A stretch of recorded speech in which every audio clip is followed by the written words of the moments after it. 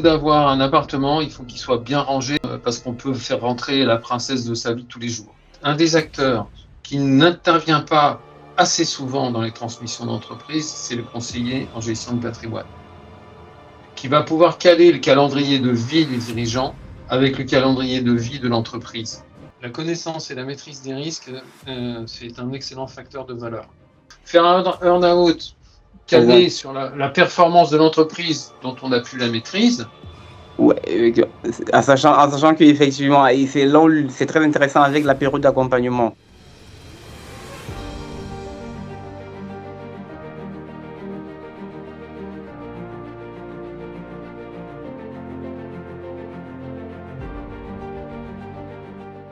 Bonjour mesdames et messieurs, on a l'honneur de recevoir un très grand expert pour ce talk en la personne de monsieur Daniel Loire. Bonjour Daniel. Oui, bonjour. Le terme grand expert est un peu flatteur, mais je vais essayer de répondre à tes questions. Merci beaucoup Daniel. Je vous fais une rapide présentation déjà de notre invité premium. Daniel Loire est juriste de formation, il est diplômé de Sciences Po. Il a consacré sa carrière à l'assurance, à la gestion des risques, à la finance d'entreprise et à l'accompagnement des dirigeants dans leurs décisions structurantes.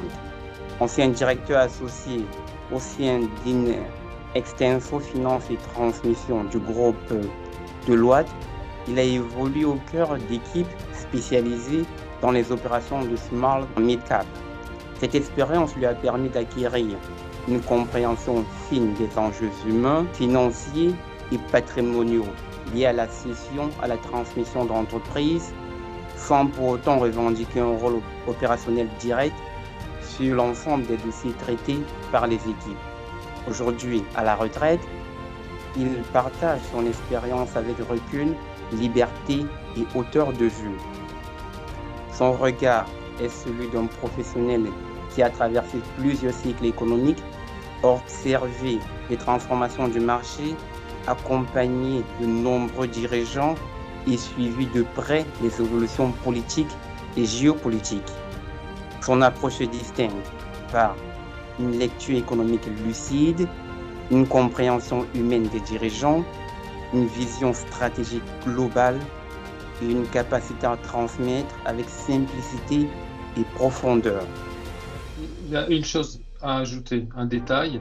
À ce jour, le groupe Deloitte a cédé le groupe Inextenso globalement à ses actionnaires. Donc Inextenso Finance et Transmission ne fait plus partie du groupe Deloitte depuis quelque temps. La première question, selon toi, comment est-ce qu'un dirigeant peut-il sentir presque intuitivement que c'est le moment aujourd'hui, c'est le moment opportun pour passer l'affaire, alors qu'il a pris le temps de créer une entreprise, de la développer? Qu'est-ce qui, pour toi, quels sont les indicateurs pour qu'ils se disent c'est le bon moment pour transmettre? Alors, moi, je voudrais préciser en introduction que mon propos s'inscrit dans le cadre des small et mid cap, dans la PME, à capitaux professionnels, je dirais, des dirigeants.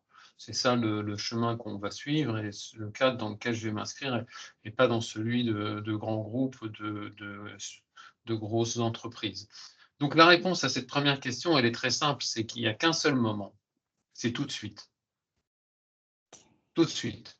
Je m'explique, c'est qu'on assimile généralement la cession de l'entreprise avec la cessation de l'activité du dirigeant.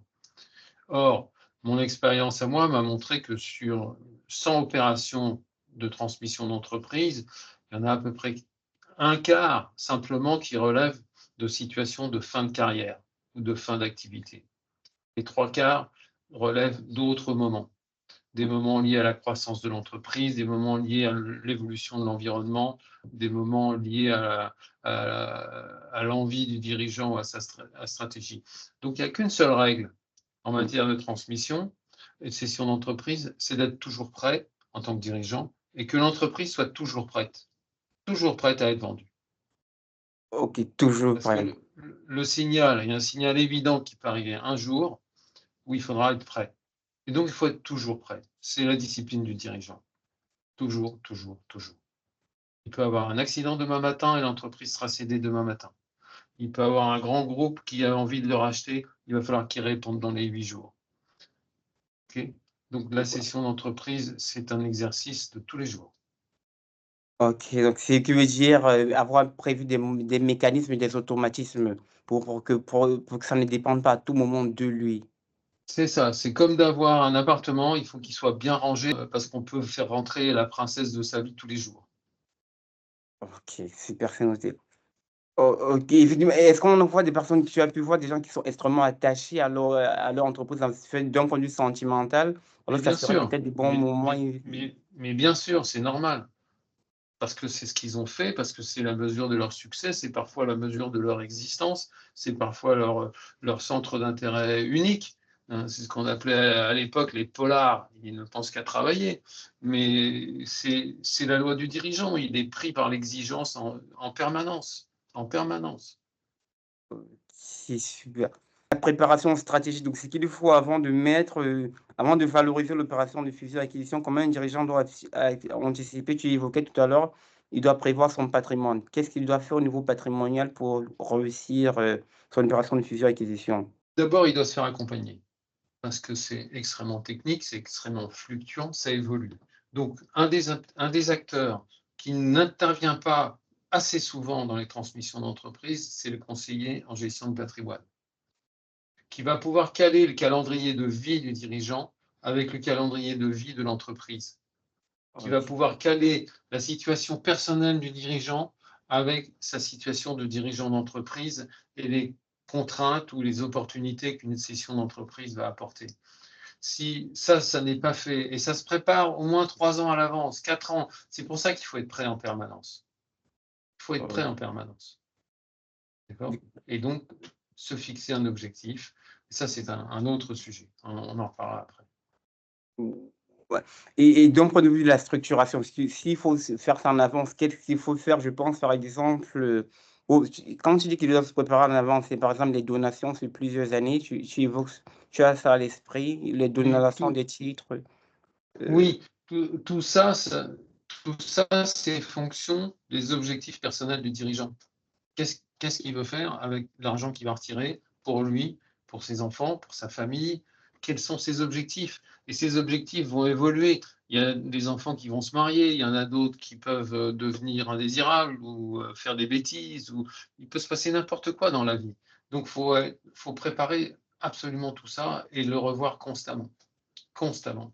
Et puis, il y a des situations, il y a des avantages fiscaux sur la transmission des PME, sur la rétention des parts, sur les délais de cession de parts. Enfin, il y a tout un cadre fiscal et juridique qu'il faut absolument maîtriser. Et les conseillers en gestion de patrimoine maîtrisent la fiscalité du dirigeant et en général, ils ne s'occupent pas de la vie d'entreprise, alors que c'est le principal patrimoine du dirigeant. C'est absolument sidérant.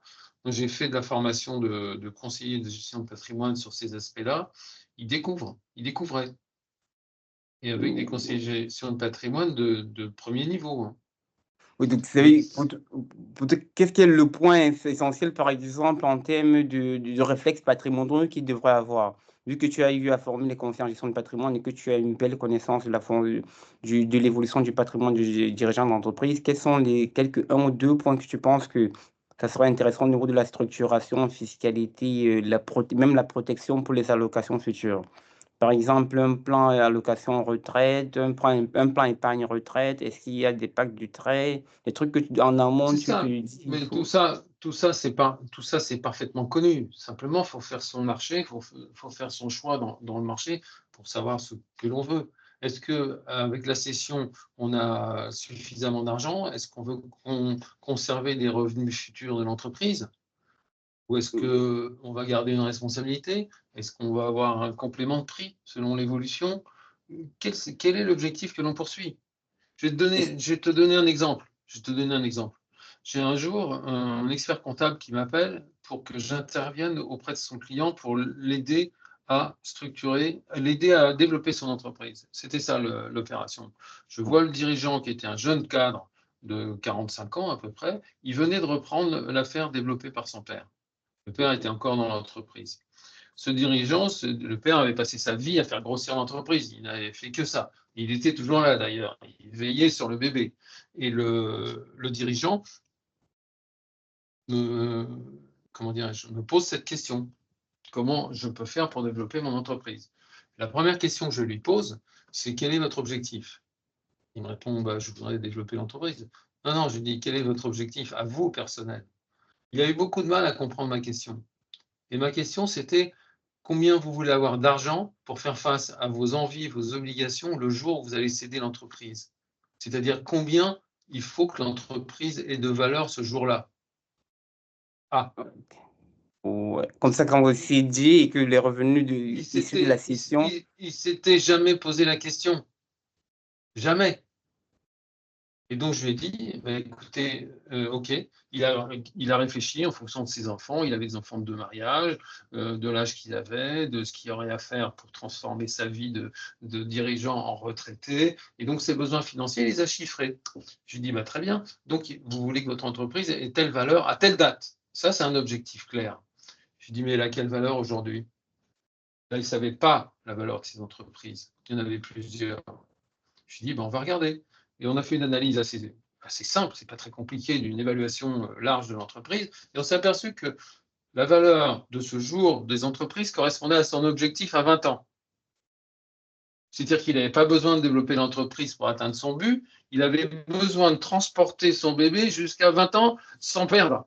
Donc, il avait un besoin de structuration, d'organisation et de sécurisation de son entreprise, et pas un besoin de développement. ok, D'accord? donc il fallait qu'il joue juste bon père de famille, qu'il ne prenne pas trop de risques à la limite Qui et qu'il maîtrise, continue à qu'il bien gérer son analyse, entreprise. c'est ça, qu'il analyse ses risques, qu'il analyse son activité et qu'il le structure, qu'il solidifie. Et au lieu d'embaucher un directeur commercial et d'acheter une nouvelle usine, eh ben, il a embauché un contrôleur financier. Il a boosté la RH, il a développé un contrôleur financier, etc. Voilà, donc c'est le principe de la définition première du gain, de l'objectif que veut atteindre le dirigeant au moment où il va quitter son entreprise. Pas forcément à la retraite, mais au moment où il va la quitter.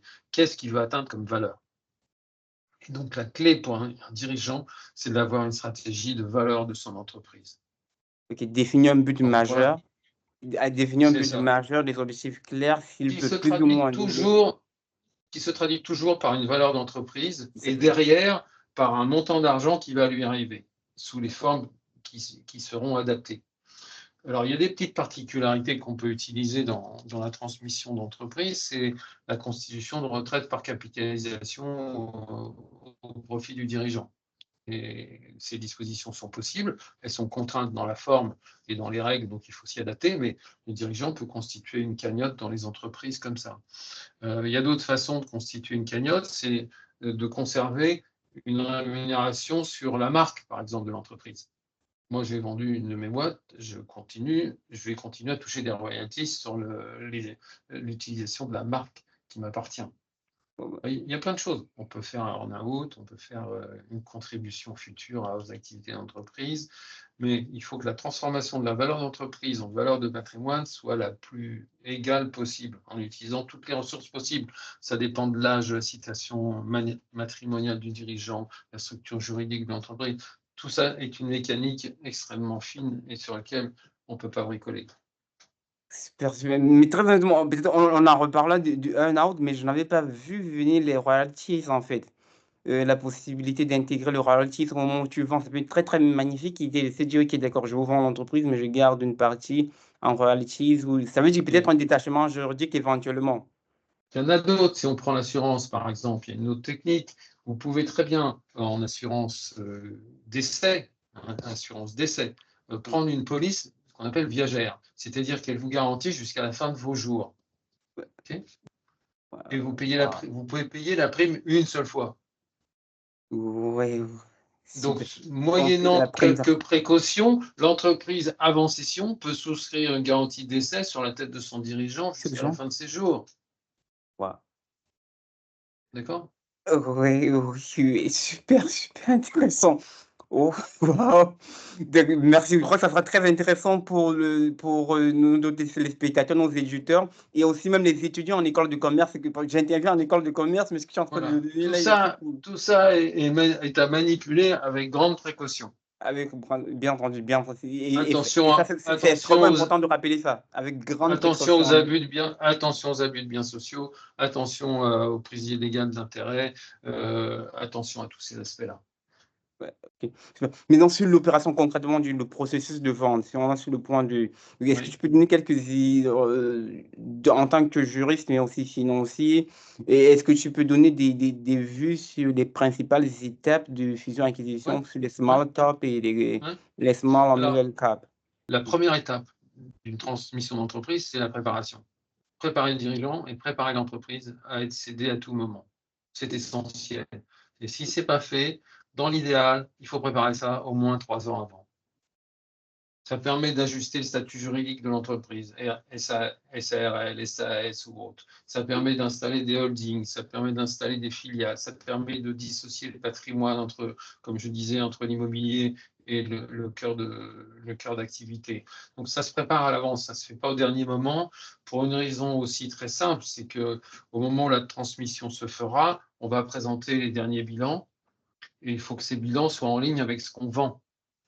Ouais, c'est très bien. Okay, et Ouais, qu'on n'ait pas à expliquer, oui, mais ce compte-là, il a changé parce qu'on a fait ci, parce qu'on a fait ça, et on complique complètement la vision des choses, ouais, complètement. Donc, première étape, c'est vraiment la préparation de la la société. préparation. Et la préparation de la société, je me répète, ça s'inscrit dans une stratégie de développement de la valeur. En fonction du but qu'on veut atteindre, les objectifs clés qu'on veut. C'est ça, de la valeur de l'entreprise. Et la valeur de l'entreprise, les dirigeants ne savent pas quelle est cette valeur. Et cette valeur, elle est fonction de 2 paramètres principaux. La productivité de l'entreprise, c'est la rentabilité qu'elle sort, l'EBITDA, colorée par la croissance plus ou moins forte. Et puis en face, les risques. Ouais.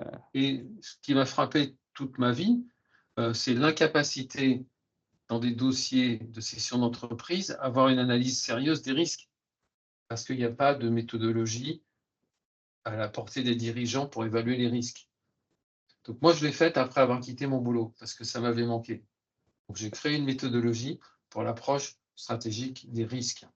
Et donc, on pèse la valeur de l'entreprise avec les chiffres, et puis on la pondère avec les risques. Ouais, les risques Et associés. là, on pourra faire tout le développement, si tu veux, sur les risques, mais la valeur, c'est essentiellement la rentabilité, et les choses évoluent. Parce que on avait autrefois la rentabilité en bas de bilan, et puis, allez, on faisait des multiples et tout va bien. Aujourd'hui, on évalue la rentabilité des actifs. Quel est le taux de rentabilité des actifs dont on dispose? Il y a des entreprises qui n'ont pas de rentabilité d'actifs, alors qu'elles ont des rentabilités économiques, parce que les actifs sont trop élevés par rapport au chiffre d'affaires. La rentabilité par rapport aux capitaux investis, est-ce qu'un acheteur va mettre l'argent nécessaire pour acheter cette rentabilité-là, même s'il y a des actifs? Ça ne marchera pas. Et Donc, il faut qu'il y ait de l'équilibre là-dedans. Et ça se travaille dans le temps. ok, donc j'imagine que quelqu'un a un taux de profitabilité assez important. Il faut voir est-ce que le taux de profitabilité qui va être le résultat net divisé par le chiffre d'affaires, il faudrait déjà qu'il soit conséquent, mais aussi que ça puisse permettre de rembourser les actifs. C'est ça. On parlait Rentabilité sur les actifs et rentabilité sur les capitaux investis. D'accord. D'accord. Et c'est ça qui est le critère fondamental, parce que c'est ce qui va permettre au repreneur de pouvoir financer son achat. Ouais, ouais, effectivement. Parce que effectivement, c'est important de dire que le repreneur, assez souvent, il doit aussi prendre de la dette endettée assez souvent pour financer la C'est reprise ça. d'entreprise. C'est ça. Et parfois, il vaut mieux sortir l'actif immobilier de la cession et la garder chez le dirigeant pour augmenter la rentabilité sur capitaux investis et sur actifs. Ouais, ouais, effectivement, on revient à ce que je disais tantôt. Donc, ça peut être assez doublement intéressant. D'une part, pour le vendeur de se dire, je garde les murs. Ça peut être Ouais, très intéressant pour pour son futur, en tout cas, pour les c'est ça. revenus futurs. C'est ça. Mais également intéressant pour le repreneur parce que ça peut me permettre d'augmenter effectivement la rentabilité C'est ça. de son Et opération. si, et si le vendeur a assez d'argent, ben, il peut accepter de fixer des loyers assez bas sur ses immeubles, ce qui Ouais, augmentera la valeur de l'entreprise et donc le prix de cession. ouais. Ok, super, très bien. Tu Donc, me suis, hein? ouais, ouais, si, c'est très, très intéressant. Effectivement, ça peut être un truc, un arrangement qu'il fait pour valoriser. Et bien entendu, c'est très important de dire, OK, attention au risque de l'abus de biens sociaux, attention au risque. Donc, ça, c'est très Voilà, important de garder ça à l'esprit. Ça se fait, ça voilà, s'improvise pas. voilà. Ouais. Donc, ça veut dire que OK? première grande étape, préparation sur 3 ans, où on anticipe tout ça. Voilà. Et Ça, après, c'est un l'autre étape avant minimum. le closing. Donc, les autres étapes avant le closing. Les autres étapes, la première chose qu'on fait quand on prend en main un dirigeant qui vient, c'est l'analyse de la valeur de l'entreprise. C'est la première chose. Il faut qu'on soit d'accord sur le prix de l'entreprise. Et ce n'est pas une étape qui est simple. C'est pas une étape qui est simple, parce que bien souvent, la valeur d'entreprise, ça peut être la valeur de la villa que madame veut acheter à la retraite sur la Côte d'Azur. Ça se traduit égale valeur de l'entreprise attendue. Okay. Ça peut être des fantasmes aussi. Cette entreprise, ouais, mais je sais que ça vaut autant parce qu'il y a un tel qui en a vendu une comme ça dans mes confrères et que ça vaut autant, etc., etc. Donc il y a tout un travail de dialogue et d'information et d'éducation à faire auprès du dirigeant pour lui expliquer quelle est la valeur de son entreprise telle qu'elle va être perçue par un tiers et telle que ce tiers va pouvoir la financer. Okay, donc il y a un travail d'analyse avec des références, avec des rapprochements, des comparaisons à lui présenter et documenter. Donc ça, c'est un gros travail préalable. Okay. Ça ne se fait pas sur un coin de table. Et si le dirigeant part sur un montant qui est aberrant, et si le conseil ne lui dit pas que ce montant est aberrant, là, il y a un défaut de conseil. Parce qu'il va perdre son temps, et il va faire perdre son temps à son dirigeant, et ce n'est pas bon. Donc il faut oser dire au dirigeant, vous voulez ça? Moi, ça ne m'intéresse pas. Je m'en occupe pas parce que c'est pas réaliste. C'est pas facile, hein? Ça C'est va quand être même. très bien, effectivement. Parce que la dame a prévu qu'en fait, dès que tu rentres en entreprise, on devrait être apte à acheter de telle C'est villa en ça. Côte d'Azur. Mais c'est un cas vécu, là, ce que je te donne. C'est un cas vécu. Ah, J'en ai eu oh, plusieurs. Plusieurs. et Voilà. comment justement, quand tu as ça, comment tu arrives à concilier, comment tu as pu gérer ce cas, par exemple, d'une dame qui voulait acheter, elle était persuadée que la vente de l'entreprise de son époux lui permettrait d'acheter C'est ça. un C'est appartement en ça. Côte d'Azur. Comment tu as C'est pu ça. gérer ça? Bah, sur des cas comme ça, bien souvent, ça tourne en jus de boudin, quand on dit. On n'y arrive Euh, pas. On n'y arrive pas. euh, Parce qu'il faut que le mari montre qu'il a fait son entreprise a une grosse valeur. C'est la démonstration de sa puissance. Il a fait ce que madame attendait. Il est capable d'acheter la fameuse maison et tout. Mais j'ai vu plusieurs cas comme ça, oui. Plusieurs cas, oui. Oui, mais c'est vrai que c'est important. Peu de personnes savent que c'est pas évident, c'est pas donné de vendre une entreprise. C'est moins de 20% d'entreprises qui se font vendre, qui arrivent à se faire vendre parce que c'est Non, pas, mais pas toujours ça, là, évident. oui. Mais ça, c'est toujours. Enfin, toutes les entreprises qui ne se vendent pas en France, c'est parce qu'elles n'ont pas de valeur. Oui, justement, Elles ont une valeur théorique, ils ont une valeur sur le papier, mais il n'y a pas de valeur, donc il n'y a pas d'acheteur en face. il y a pas Il de process, comme je disais, il y a pas eu de process aussi. Ça dépend trop de l'homme n'y a qui est le il y dirigeant. a pas de stratégie de valeur. Donc, troisième étape, donc on a vu préparation, longue distance, et à tout moment, construction de tous les reportings, de tout ce qu'il faut, etc. Analyse de la valeur et analyse concertée avec le dirigeant.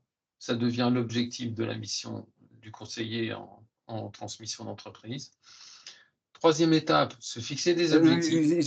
Première étape, c'est la préparation mentale pour faire comprendre et la deuxième étape, c'est tu m'as dit, la deuxième étape, L'analyse de la valeur l'analyse de la valeur. Ok, c'est pas l'analyse de la valeur. et l'acceptation du chemin vers lequel on va aller. Troisième étape, une fois qu'on a ça, on va se fixer des objectifs. Quels sont les délais? Quel est le montant qu'on va proposer? Ce n'est pas forcément celui qu'on veut, mais on va peut-être en proposer un plus élevé, quitte à négocier à la baisse derrière. Et puis, les modalités qu'on va utiliser pour vendre l'entreprise. Est-ce qu'on fait une approche sur tout le marché? Est-ce qu'on approche que certaines personnes, etc. Donc, on se définit les objectifs. Ok. Quatrième étape, on va faire un tour de marché. On va évaluer l'attitude du marché sur des entreprises comparables. On va regarder ce qui s'est vendu dans des entreprises similaires, quels sont les multiples d'EBITDA, quels sont les multiples sur d'autres ratios, etc. Donc ça, c'est un travail de recherche qui prend du temps et de l'intelligence. Ouais. L'étape suivante, c'est la stratégie de conduite et les rôles. Là, on va dire, voilà ce qu'on va faire, voilà qui va faire quoi, voilà comment on s'est organisé, voilà qui va être mis à contribution dans ce processus, Est-ce que c'est un directeur financier? Est-ce que c'est un comptable? Est-ce qu'il y a le directeur de la communication qui rentre dans le circuit? Qui se répartit la tâche? Est-ce que c'est l'entreprise qui fabrique son pitch? Ou est-ce que c'est le conseil? Etc. Donc là, il y a une sorte de contrat. On établit une sorte de contrat opérationnel avec le cédant pour mettre en marche le système. Quand je veux mettre en marche le suivant, l'idée c'est de faire en sorte que le vendeur soit de moins en moins l'homme clé, ou lui trouver des substituts, repartir ses fonctions pour qu'il soit automatiser un peu le process. Oui, mais ça fait partie de l'organisation, non pas tellement de la session, mais pour permettre la session. D'accord? Ok. Ouais. Donc ensuite, l'étape suivante, une fois qu'on a dit on va faire comme ci, comme ça, on se définit bien les cibles qu'on veut approcher. Est-ce que c'est des entreprises moyennes, des grosses entreprises? Est-ce qu'il y a des entreprises qu'on ne doit pas approcher, etc. Donc on se fixe un catalogue des entreprises qu'on va approcher. L'étape suivante qui est très importante, c'est la mise au point des outils de communication vis-à-vis de l'extérieur. Là, on se retrouve dans une situation où on a un produit à vendre, qui est l'entreprise. Donc un produit, il faut qu'on lui donne un nom. En général, il y a une étiquette. Ça peut être, il y en a qui utilisent des noms d'îles, des noms de personnages, le dossier se transforme en dossier César ou Napoléon ou je ne sais quoi. Donc tout ça, c'est de la communication. On prépare les documents de présentation anonymisés également, et on prépare un pitch sur la vie de l'entreprise. Donc il y a une série de documents qui sont d'importance gradué en fonction du contact qu'on a en face de soi. Ça commence par un petit teaser, ensuite une fiche de présentation, et ensuite un mémo, et puis après une data room avec tous les éléments à l'intérieur. Ce travail de communication se fait en général avec les équipes de l'entreprise. Okay. Donc une fois qu'on a défini les cibles, qu'on a la communication, on a les outils pour aller sur le marché. Donc on va aller comme au marché du dimanche, on va prendre son produit, son affiche ou son inscription web ou ce qu'on veut, puis on va dire j'ai ça à vendre à tous les gens qui sont concernés. D'accord? Ça n'est qu'une des étapes, parce que ensuite on va recevoir des contacts. Il y a des gens qui vont dire oui, ça m'intéresse, on va en discuter, etc. Donc les gens qui arrivent, donc c'est la réception et l'analyse des offres potentielles, il faut qu'on les qualifie. Savoir est-ce que c'est des curieux, est-ce que c'est des charlatans, est-ce qu'ils sont solides, est-ce qu'il y a quelque chose derrière ou pas, quelles sont leurs intentions, leur faire exprimer une intention, et à partir de ce moment-là, avoir quelque chose en main, une offre. Okay, et l'offre permet d'accompagner le dirigeant dans l'acceptation ou pas de cette offre. Et à partir du moment où on a les deux, on a l'offre et l'acceptation, on peut passer au closing, c'est-à-dire tout le processus de signature, d'élaboration des contrats, de signature, les garanties, etc. Donc c'est un chemin qui est assez clair et qu'on avait, quand j'étais chez Inextinso, j'avais fait construire une offre de service à 3 temps avec 3 livrables. Donc il y avait le travail de préparation qui allait jusqu'à la communication, établissement de tous les documents. Il y avait le travail de chasse qui allait jusqu'à la détection d'offres. Et puis, il y avait le travail de closing, qui est la troisième partie. Et à chaque étape, il y avait un livrable bien précis que le dirigeant pouvait utiliser à loisir et il payait un acompte et des honoraires au livrable, un acompte et des honoraires au deuxième livrable, et puis des success fees à la fin. C'est ça. Et au closing, quels sont les éléments pour toi que tu recommandes les plus, l'attitude à avoir la plus optimale possible? Parce qu'en fait, j'imagine le closing aussi, parce que comme on s'est dit tout à l'heure, c'est pas toujours évident de vendre l'entreprise et l'entreprise se pose la question, est-ce que finalement je vais être vendu ou pas? Et alors qu'en face, on a quelqu'un qui nous dit on veut vendre l'entreprise à 10 millions d'euros. On est en train de discuter, on a fait le data room, on a shortlisté, on a des entretiens. Et après, on est en train de discuter vers la fin. On croit qu'on va se mettre d'accord sur 10 millions. On a quelqu'un qui dit ok, je vous achète cette entreprise pour 8 millions. Est-ce que c'est assez évident? Ça s'appelle une négociation. Et dans une négociation, il faut toujours avoir plusieurs niveaux de contact. Et jamais laisser le dirigeant en première ligne. Jamais. Jamais. Jamais. Le dirigeant ne peut être là directement. C'est mieux qu'il se fasse représenter pour pouvoir mieux négocier. C'est ça. C'est comme une procédure d'appel, quoi. Ouais. Le négociateur, il va au combat entre guillemets avec l'acheteur ou ses représentants. Il négocie selon les instructions qu'il a reçues et c'est à lui de jouer et puis de savoir ce qui coince, comment on avance, ce qui peut se passer, etc. Mais moi, j'ai participé à des négociations comme ça. J'en ai eu une qui m'est revenue en tête, qui était absolument horrible, horrible. On avait dans la même pièce le cédant et le repreneur qui se connaissaient. Et ils avaient tous les deux la même juriste, enfin une juriste dans le même petit cabinet, c'était en province. Donc on avait les deux juristes consorts, le cédant et moi au milieu. L'acheteur n'avait pas d'autre représentant que sa juriste. Ça a failli en terminer aux mains, tellement les deux juristes étaient nuls.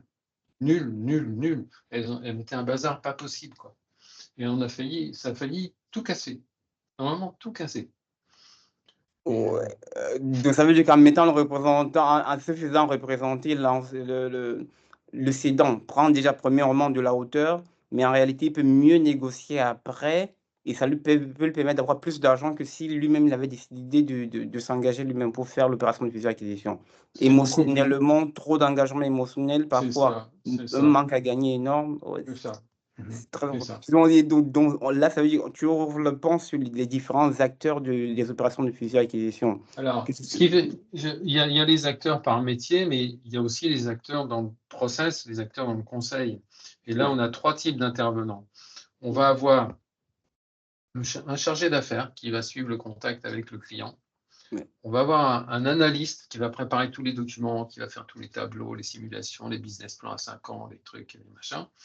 Et puis, on va avoir les chargés de prospection qui vont approcher le marché, qui gèrent un fichier d'opportunité, un fichier client. Quand j'étais chez Inextinso, on avait un fichier de 50 000 data utiles, d'accord, 50 000 noms d'acteurs qui nous intéressaient, qui étaient qualifiés, qui pouvaient être acheteurs ou vendeurs selon les D'accord. cas. Donc, quand on avait une demande qui arrivait, on screenait dans notre fichier tout simplement, au moins première approche pour aller chercher des cibles, quoi. Ouais. Et puis, après, il y a les vrais consultants juniors ou seniors, qui vont se charger de la négociation. Ok, super. Et dans le rôle des autres, par exemple, que ce soit, on en a parlé des conseils en M&A, mais que ce soit les avocats, les fonds d'investissement, les family office, pour toi, quels Oui, sont les alors, acteurs les plus réactifs ça de ton dépend. regard? Ça dépend ils sont tous réactifs, mais les acteurs engagés dans un processus de cession, ça dépend du choix qu'on a fait. Est-ce qu'on va céder à un institutionnel ou pas? Tout dépend du mode de financement. Est-ce qu'on cède à ses collaborateurs, on fait un MBO? Est-ce qu'on fait un montage financier avec un EBO, etc. Donc tout ça, ça dépend. Mais par contre, il y a des acteurs qui ne sont pas cités dans ce processus, qui sont essentiels. Et il faut y ajouter le conseiller en gestion de patrimoine. Ouais, ok. Il Bon, faut bien qu'il sûr. reste là pour évaluer les conséquences d'une proposition ou un montage, etc. Il faut qu'on ait les équipes internes de l'entreprise, autant que possible. Il faut qu'on ait un directeur financier qui soit réactif. Il faut qu'il y ait un directeur commercial qui soit prêt à venir parler de son marché, des négociations avec les clients, de l'évolution de ce qui se passe. Il faut qu'on ait un DRH qui soit aussi prêt à évaluer les conséquences sur le plan social pour un tel dirigeant, tel autre, la reprise du personnel, etc. Et puis, il faut aussi le comptable. Le comptable, il va être là pour certifier les comptes, il va être là pour faire. Ça dépend de la stature du directeur financier, hein, ça dépend de la taille de l'entreprise. Mais il faut que ces gars-là soient engagés. Ça pose la question, on verra après, de la confidentialité, ça arrive juste derrière. Oui, On est effectivement. d'accord? Oui, Donc, donc moi, ouais. juste au niveau de moi, je me pose la question, effectivement, parce que comment on gère la confidentialité sur l'utilité, sur jusqu'où mettre le point confidentialité. Parce que tout à l'heure, tu mentionnais le fait que c'est important d'intégrer ces personnes en direction des ressources humaines, le Ouais. comptable, Alors, responsable là, marketing, mais c'est vrai que les responsables PME, on peut pas trop leur en vouloir dans la mesure où ça peut un peu créer de la panique de dire que notre capitaine s'en va, qu'est-ce qu'on va devenir? je suis tout à fait d'accord. C'est pour ça que la cession d'entreprise, c'est un acte de gestion d'entreprise. C'est un acte de gestion qui doit s'inscrire dans un plan. qui doit être communiqué et qui doit être organisé et préparé, dont on évalue les conséquences. Si on a le temps de le faire, ça peut être fait dans l'urgence. Et dans l'urgence, ça peut être dévastateur si on n'a pas préparé ça. Comme je dis, être prêt à tout moment. Et donc, pour parler de la confidentialité, il y a des accords, il y a des engagements de confidentialité qui s'empilent, qui sont soit inhérents à l'exercice professionnel de l'acteur, j'ai oublié les avocats dans le circuit, soit inhérents au métier de l'acteur, soit négociés et signés entre les parties. Mais la confidentialité, c'est pas une forteresse, hein. C'est un engagement juridique. Et puis, si quelqu'un trompe la confidentialité, c'est-à-dire qu'il divulgue une information, il va falloir qualifier qu'elle soit exclusive et qu'elle n'ait pas été déjà communiquée par ailleurs ou pas connue. C'est pratiquement impossible à mettre en œuvre s'il n'y a pas de préjudice réel, comme un délit d'initié ou quelque chose derrière. Donc, moi, je préfère bien gérer sa communication, avoir une stratégie et une vision claire, être capable d'afficher ce qu'on a envie de faire et de le faire, et que ça s'inscrive dans une stratégie de développement de l'entreprise. Parce que tout ce qu'on cache nous revient dans la figure. Comme on a un adage parfois, tout finit par se faire savoir. Donc, c'est ça. Et ce que je dis est un peu iconoclaste, parce que les dirigeants, ils ont une peur bleue de parler de leur projet de vente. Mais on sait très bien qu'un dirigeant qui a 60 ans, il doit imaginer qu'il va vendre. Donc, tous ses concurrents ou tous les prédateurs qui peuvent être à l'affût, ils sont dessus. D'accord ? Un dirigeant qui veut céder parce que, je sais pas, il est malade ou il veut changer de vie, partir dans un autre pays, faire un autre métier, etc., qui a 40 ans, bah, c'est un projet de vie. Donc, sur les principaux montages, on revient sur les principaux montages juridico-financiers donc, que tu rencontres dans les opérations de fusion-acquisition. Qu'est-ce que tu trouves les plus utiles? Et par exemple, LBO, OBO, MBO, le carve-out, qu'est-ce que tu trouves le plus intéressant? Et c'est vrai que tu nous as dit tout à l'heure que tu veux être dans le dépend. Voilà. Tout ça, ça dépend des situations et des objectifs, hein. C'est des techniques qui sont bien connues et qui sont pas très compliquées à mettre en œuvre. C'est que des questions de mécanique comptable et juridique, des questions d'argent, mais aussi des questions d'hommes derrière. Si on fait un MBO, comment on sait que ça va bien se passer? Comment on est sûr que le gentil dirigeant numéro 2 fidèle depuis 20 ans va être capable de reprendre l'entreprise en numéro 1?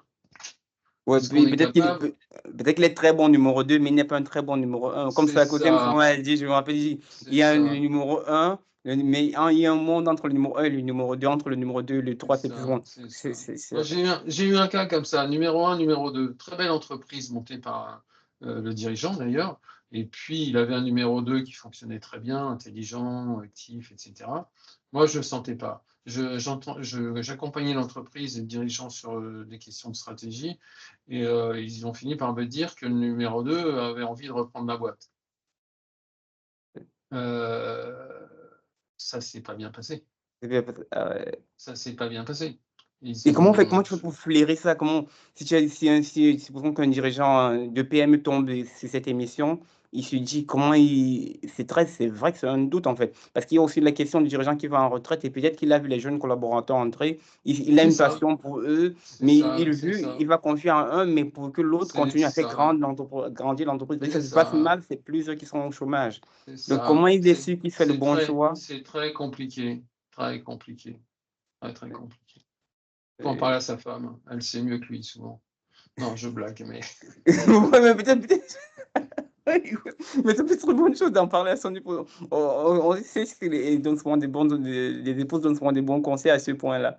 Et bien, tu crois qu'elles sont en lecture? Ouais. Il faut accepter, moi je plaide un peu pro domo, mais il faut accepter d'écouter il faut se faire conseiller. Ça, je trouve que, mais à condition que ce soit bien fait, je trouve qu'il faut se faire conseiller. C'est très utile d'avoir un retour, un miroir avec lequel dialoguer, puis un miroir auquel on permet tout, quoi. On permet tout, parce que si le conseil et son client ne se parlent pas librement et ne s'envoie pas à la figure ce qu'il y a à s'envoyer, c'est pas la peine, quoi. Hein. Et Et moi, j'étais trop gentil sur ce coup-là. Je me suis dit, le numéro 2 est vraiment tellement gentil là, dans le dossier dont je parlais. Il est compétent, il connaît bien le marché, il s'entend bien avec le dirigeant, c'est quelque chose qui va marcher, etc. Puis, ça n'a pas du tout fonctionné, quoi. Il n'avait pas une carrure de dirigeant. Ok, Voilà. alors que pour ce qui précédait, je me serais attendu que tu prônes davantage le MBO que par exemple que le LBO. Non, euh, non, ça dépend, mais ça n'a pas les mais ça mêmes dépend, objectifs. ouais, Ça ouais, n'a c'est pas vrai que du ça tout les dépend. mêmes objectifs, hein. Ouais, ouais. Le BO, ça permet de sortir de l'argent. C'est un mécanisme qui est intéressant, mais le LBO a des contraintes, c'est-à-dire que le dirigeant n'est plus tout seul dans son entreprise. Il Ouais, a le ouais, fonds d'investissement qui est avec lui. Et je crois je me souviens d'une discussion que j'avais eue avec un des fonds de LBO de la place, là. Il me disait que tous ces dirigeants étaient sous burn-out. Tous, d'accord? Pour tenir les objectifs aussi. les lignes Les d'objectifs convenants. liées au LBO, Oui, ils étaient effectivement. tous à la ramasse. Ouais, ouais. Il faut prendre en compte ce trade-off-là en fonction de la situation. Et comment les montages influencent donc la structuration patrimoniale, ça aussi, on revient sur ça. Si tu fais rapidement Euh, un lien avec le LBO, le MBO au niveau de la structuration patrimoniale du dirigeant avant l'opération de Mais cession. tout dépend bien entendu, tout dépend comment ça va se passer. Est-ce il y a une holding intermédiaire qui a été créée au Luxembourg ou en Belgique? Est-ce qu'il y a eu des opérations de défiscalisation intelligente qui ont été faites? Est-ce qu'il y a eu des préparations avec des transmissions aux enfants? Tout ça a des incidences sur l'impact de la transmission de la valeur de l'entreprise sur le patrimoine du dirigeant. Tous ces sujets-là, c'est très compliqué et très individuel. On ne peut pas faire de loi générale. C'est très, très difficile. Et donc là, on voit que c'est risqué justement sur les mécanismes de risque ou se couvrir du risque. Et d'une part aussi pour Alors, l'acheteur, d'autre part pour le vendeur en termes de crédit vendeur, en termes de earn-out, là, garantie là, active passive, qu'est-ce que tu on prônes? va parler de vendeurs. Tu prônes, on va dire quoi, c'est le parapluie, c'est les taux. Mais, Sur toutes les ventes, je dis ça un peu avec forfanterie, mais sur toutes les ventes, on a l'espoir que ça va bien se passer, qu'on va pouvoir s'accompagner pendant longtemps, des mois, pour que tout se passe bien, etc. Le dirigeant, ça lui permet de passer le bébé avec souplesse et puis intelligence. Le repreneur se dit, je vais être sécurisé parce que le dirigeant est là, on va se passer des choses. Mais il y a une loi absolue, qui est tout à fait constante, c'est qu'on ne met pas deux coqs dans le même poulailler. Ça n'existe pas. ok, c'est clair. D'accord? Donc l'accompagnement, moi c'est mon vécu, hein, c'est ce que j'ai vu, mais faire un accompagnement, même jusqu'à 6 mois, c'est très compliqué. Et ça peut mal se passer. Et lié à cet accompagnement des conditions financières, là c'est encore pire. C'est encore pire. Tu fais la session, tu payes tout, et puis le dirigeant s'engage à accompagner pendant 3 mois, 6 mois, selon les besoins. Mais si tu t'amuses à payer le dirigeant pour ce qu'il fait après, c'est source de bazar à peu près à coup sûr. Et donc, l'earn-out, c'est Oui, justement. l'earn-out aussi, l'earn-out ou les compléments de prix, clause de complément de prix ou earn-out, ça revient au même. Là aussi, c'est compliqué. C'est mieux d'avoir l'argent dans sa poche que de l'attendre demain. Oui, oui, c'est vrai, mais ça reste que aussi. Mais comment est-ce que on sécurise celui qui rachète l'entreprise? Parce que lui aussi, il est dans le Ah risque. bah c'est pas lui qui a le risque dans ce cas-là.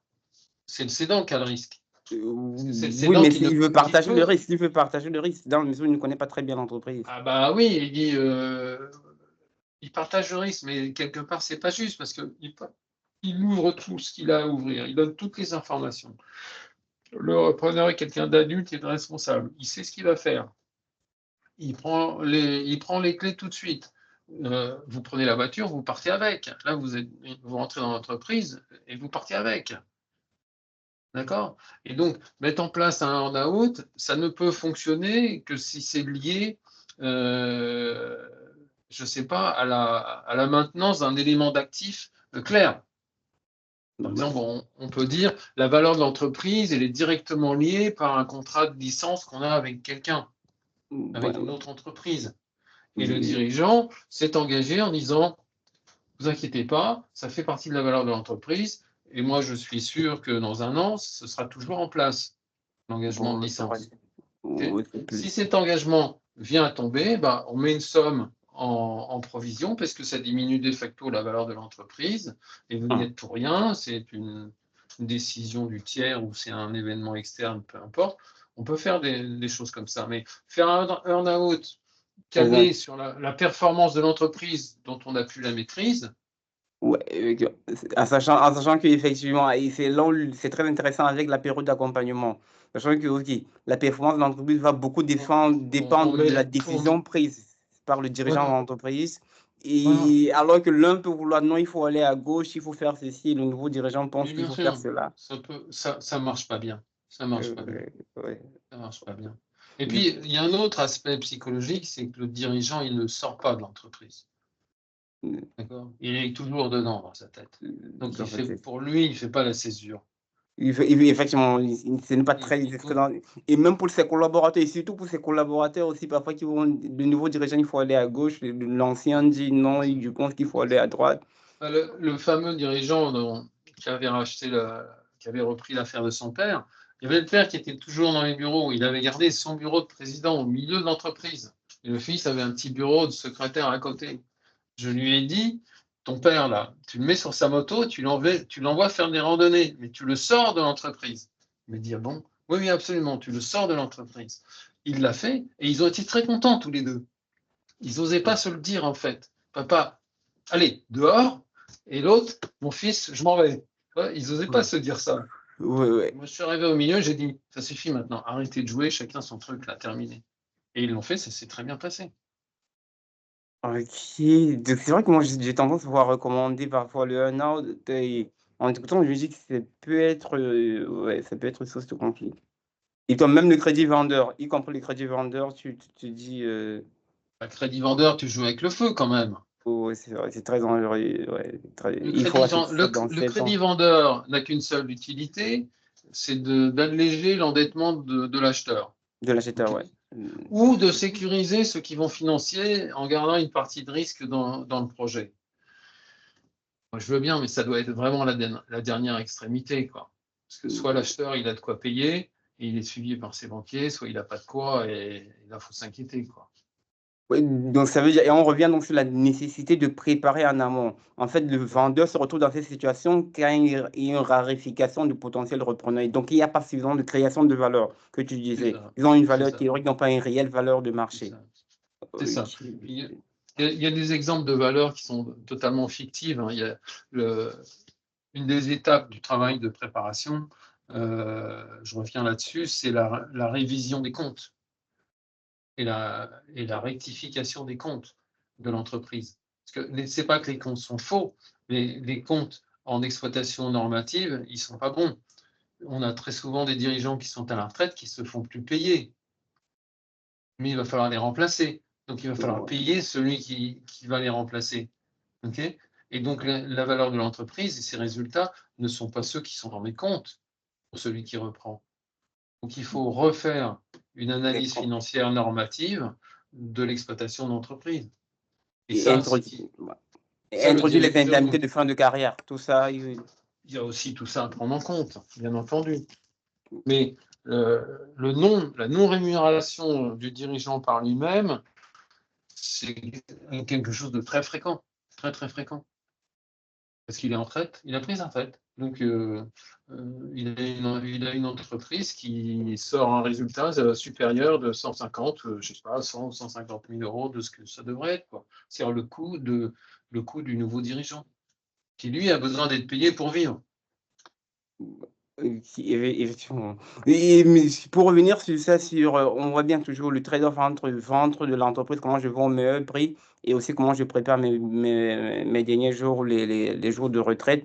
Pour toi, quel est le meilleur montage? On a parlé des montages que toi, tu revendiquais entre bien immobilier, faire sortir de bien immobilier. Mais est-ce que spécifiquement, tu as d'autres conseils à donner sur ce qui va être maximiser le prix de vente de l'entreprise et donc la valeur de l'entreprise et sécuriser mieux le patrimoine dans les jours de retraite? Moi, je trouve que On a parlé des résultats d'exploitation, la performance financière, économique de l'entreprise, son taux de croissance et tout ça, très bien.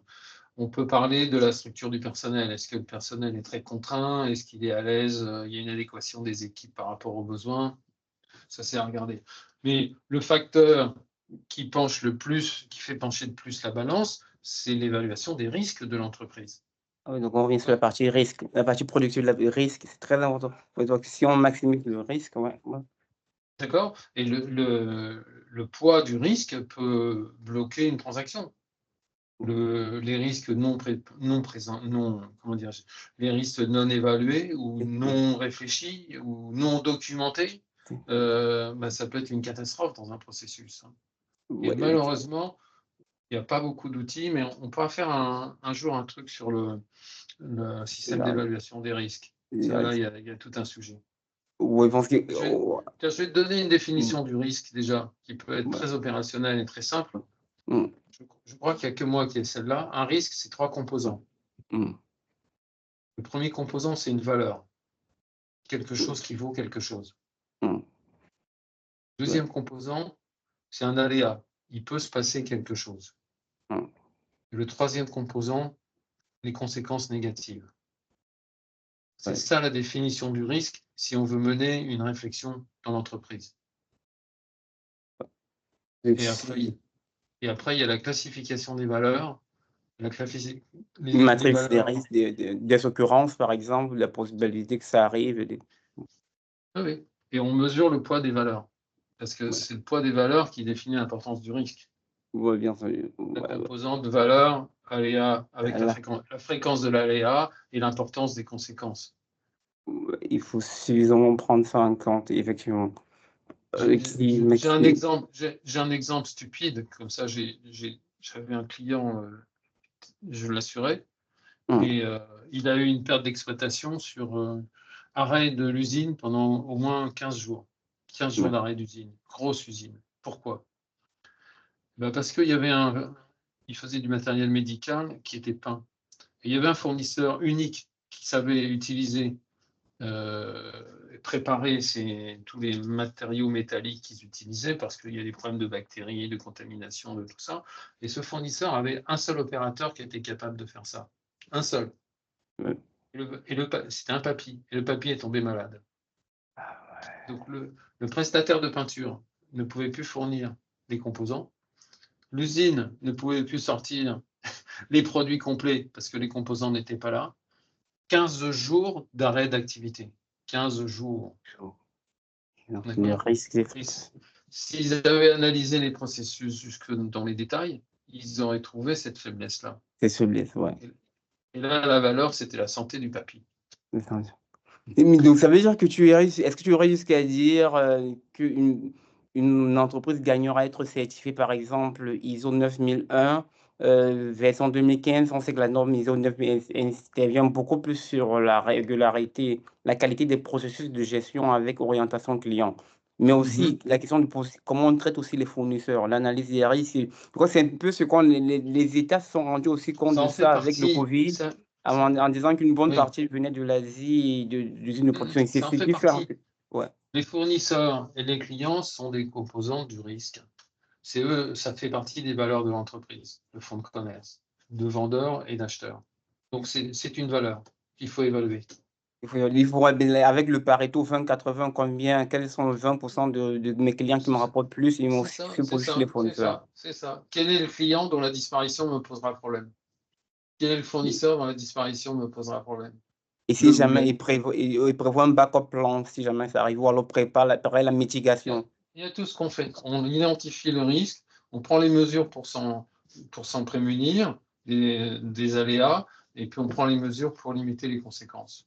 Ça s'appelle la prévention et la protection. La prévention de l'aléa et la protection contre les conséquences. Donc, il y a tout un chemin là.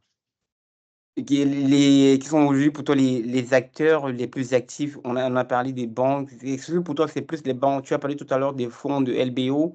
Et est-ce qu'on parle, pour toi, les banques traditionnelles sont plus intéressantes, les fonds de dette Allez, médianisés? Qu'est-ce que tu recommanderais? c'est pas, la question, elle est très simple, hein, c'est que euh, les opérations répondent à des contraintes.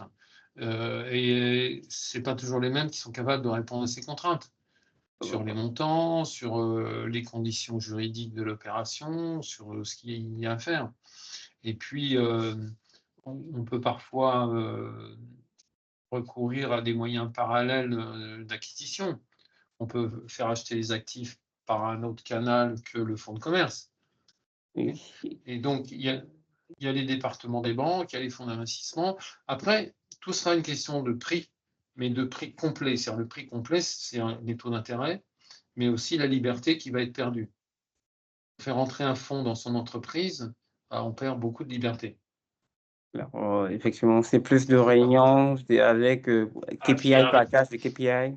Voilà, il y a le reporting, il y a tout ce qui va avec, quoi. C'est une aide, mais c'est aussi une contrainte. Donc, c'est un prix à payer pour accéder à des fonds structurés. Tout ce qui peut, comment dirais-je, augmenter sa facilité et sa capacité de vendre et augmenter le prix est à prendre, bien sûr, est à prendre.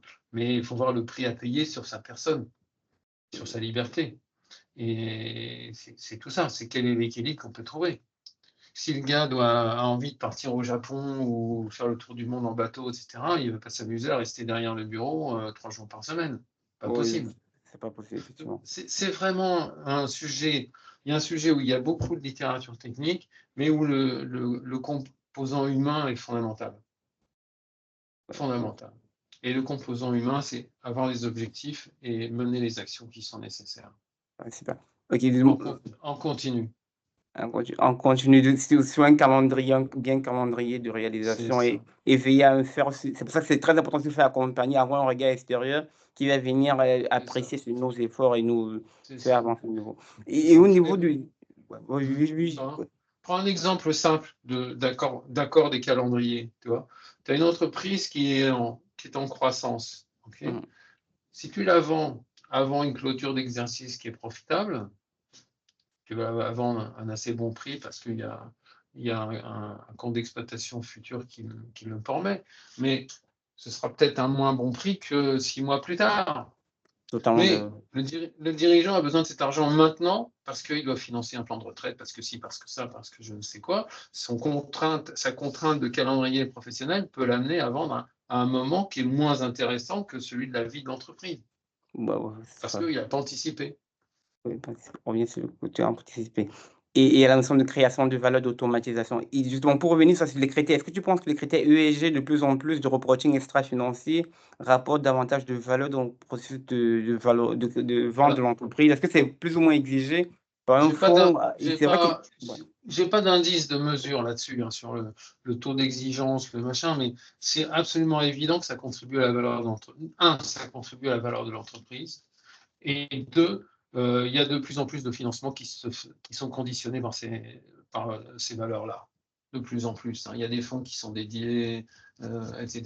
Donc, si on veut pouvoir vendre son entreprise, il faut vraiment être dans ces clous-là. Il vaudrait mieux intégrer dans le processus de préparation, il faut avoir ça à l'esprit. Oui, pour moi. Il y a un autre exemple, par exemple, c'est celui du monde de la construction.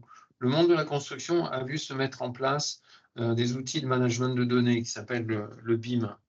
C'est compliqué, c'est pas accessible à des petites entreprises ou difficilement accessible à des petites entreprises. C'est pas obligatoire, mais tous ceux qui ne se sont pas mis à cet outil d'échange de données de la construction, ils sortent du marché. Ils ne valent plus rien. Ils ne valent plus rien. Ouais. Et avec les indices ESG, etc., c'est ce qui va se passer. Les entreprises, on ne les regardera même pas parce qu'elles ne sont pas dans les clous. Même pas. Donc, une entreprise qui veut être vendue dans 1 an, 2 ans, et encore plus encore dans 5 ans, 10 ans, je crois que c'est Société Générale. Ouais, les acheteurs ne feront jamais rentrer dans leur périmètre qui est propre, qui est ESG compatible, une espèce de verrue atypique dedans. C'est pas possible. C'est pas possible. Parce que même le LP Limited Partners le dira, on n'en veut pas de ça. Ils ne leur donnent même pas de l'argent pour ça. Ils peuvent même être retoqués. C'est Ouais, important. Ça, bien sûr, je bien sûr. parlais de la directrice stratégie, une des directrices stratégiques de Société Générale, disait qu'elle Mhm. avait donné, c'est une conférence qu'on fait en 2020, fin 2022, à l'AFD, l'Agence française de développement, qui insistait que nous, on a donné jusqu'à 2030 pour que, tu parles du BTP tout à l'heure, de la Mhm. construction, nos clients BTP doivent nous donner un plan de neutralité carbone au plus tard en Ouais. 2030, sinon après ils ne sont pas financés par nous. Mhm. Ouais. Mhm. On passe de banque de Société Générale, on ne parle même pas d'une banque norvégienne. Donc, Ouais, effectivement. ouais. Et comment le dirais-tu, donc, plutôt anticiper ces exigences de reporting extra-financier? Est-ce que pour toi, il Mhm. devra faire embaucher un consultant ou doit se former à cette chose-là ou alors il doit avoir plus d'esprit? Et Ah, quitte aussi à revoir, mais il y a une question aussi de coût de profitabilité. bien Parce qu'en sûr. fait, intégrer ça, ça veut dire peut-être plus Moi, de coûts de je suis fonctionnement. pas, je suis pas assez technicien là-dessus, et puis je suis en retraite depuis quelques années maintenant, mais c'est évident qu'il faut se faire aider pour trouver la bonne mesure Ouais. dans, Ok, dans ces ouais, ouais. dispositifs-là. Et quelle est la mesure raisonnable de mise en place, quoi? Raisonnable et utile. Moi, j'ai pas la réponse aujourd'hui. Ouais, OK. Donc maintenant, si on termine par le pan géopolitique, et on rappelle que tu as été formé en intelligence économique à l'IHEDN, c'est-à-dire l'Institut Mhm. des hautes études de la défense, de défense nationale, qui est rattaché au Premier ministère. Pour Ça. toi, comment tu évolues? Je vois la situation géopolitique, son influence sur le marché des fusions-acquisitions. Bah, elle est simple, hein, c'est que on a deux facteurs qui pour moi sont trois facteurs qui sont dominants. Le premier, c'est l'incertitude dans toutes les directions et à tous les étages. L'incertitude, c'est une horreur pour la transmission d'entreprise parce que comment on fait des business plans à 5 ans, avec quelles hypothèses, quelles prévisions, etc. Donc c'est quelque chose qui est absolument abominable. Le marché de la transmission d'entreprise va se talonner, là, c'est certain.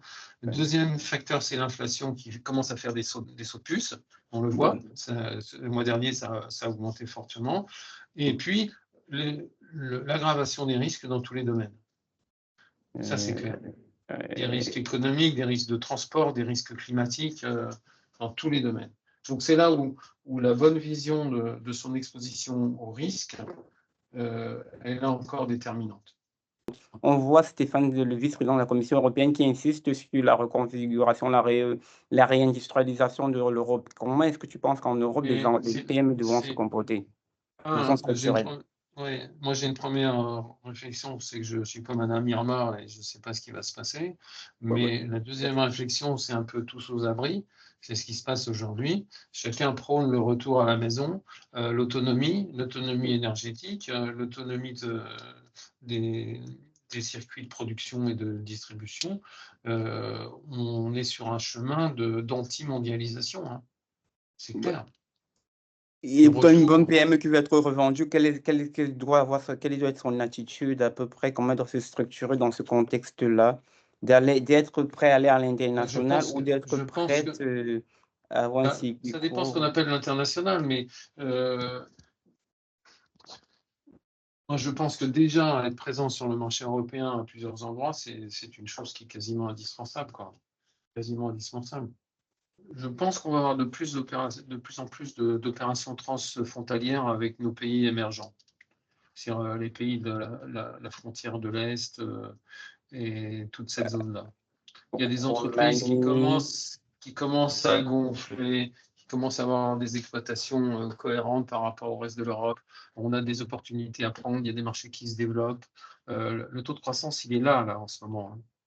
Il est là. oh, Et puis si ce qui se passe au Moyen-Orient continue, c'est qu'on va avoir toute une partie du Moyen-Orient qui va se normaliser dans les relations internationales et qui va sans doute s'éloigner des Américains. Donc on a des choses à faire, je pense, euh, nous Européens, hein. ouais, donc je pense que d'une part, l'Europe de l'Est avec la Roumanie, ça veut dire plus ou moins que le flair de Carlos Ghosn en se disant, par exemple, avec Dacia en faisant une partie de Mm, son industrie de Renault mm, en Amérique mm. de l'Est, en Europe de l'Est, c'était une bonne chose, mais aussi de voir, tu penses que le Moyen-Orient apprécie beaucoup l'attitude des Européens, tu penses notamment de que ce soit de la France ou de l'Espagne, par exemple? Ouais, Tu penses qu'ils sont... ouais.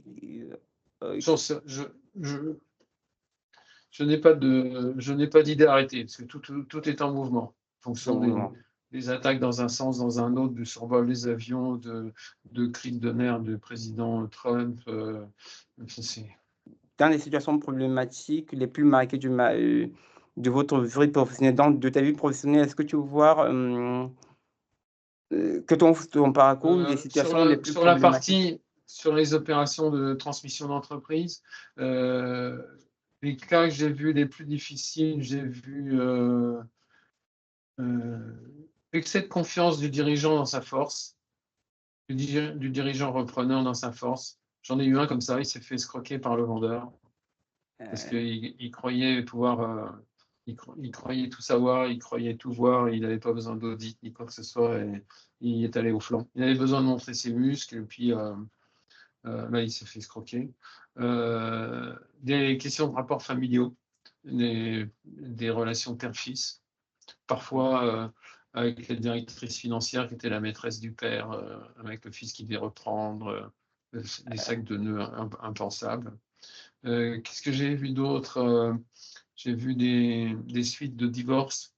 Le père qui monte son entreprise, etc., qui la développe, il se sépare de sa femme, ils ont un enfant ensemble.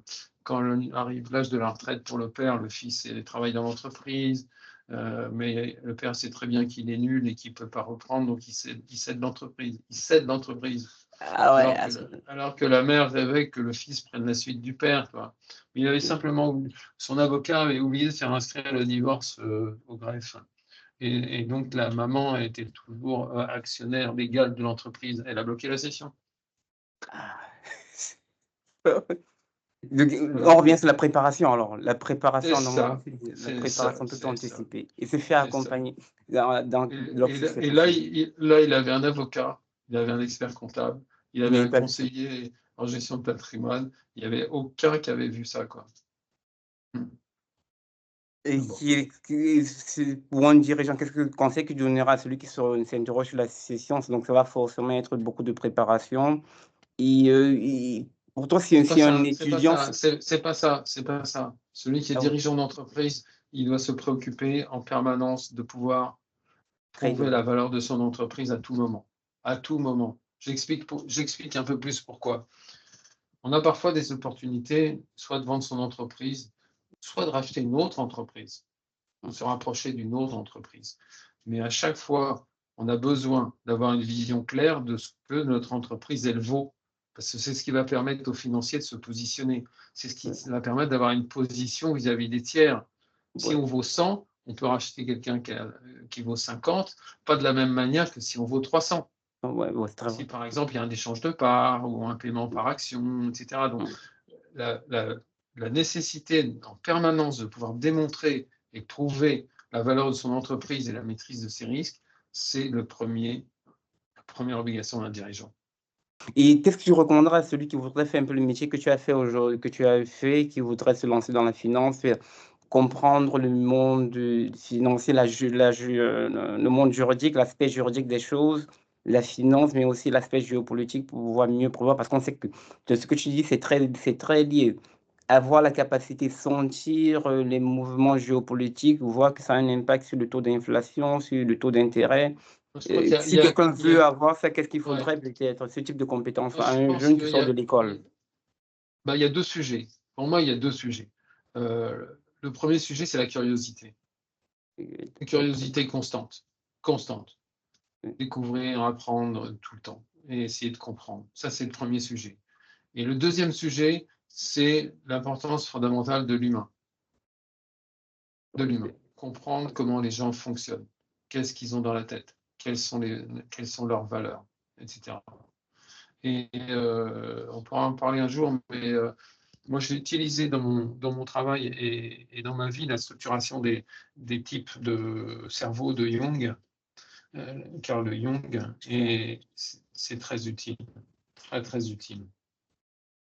Il y a d'autres outils comme la psychomorphologie aussi, qui est aussi très intéressante sur la compréhension des gens. Psychomorphologie. Tu penses que Ouais, La psychomorphologie, morphologie, ouais, ouais. Je la t'écoute. psychomorphologie, c'est l'interprétation, c'est l'illustration des caractères d'une personne par la structure de son visage. Et c'est une science. C'est une science. Et donc, on sait à quoi réagit cette personne. Donc, quand on mène des négociations, quand on veut mener des négociations avec quelqu'un, ça permet de savoir tout de suite quels sont les leviers qui bougent chez elle, tout de suite. Et de ne pas appuyer sur des leviers qui ne servent à rien. Wow.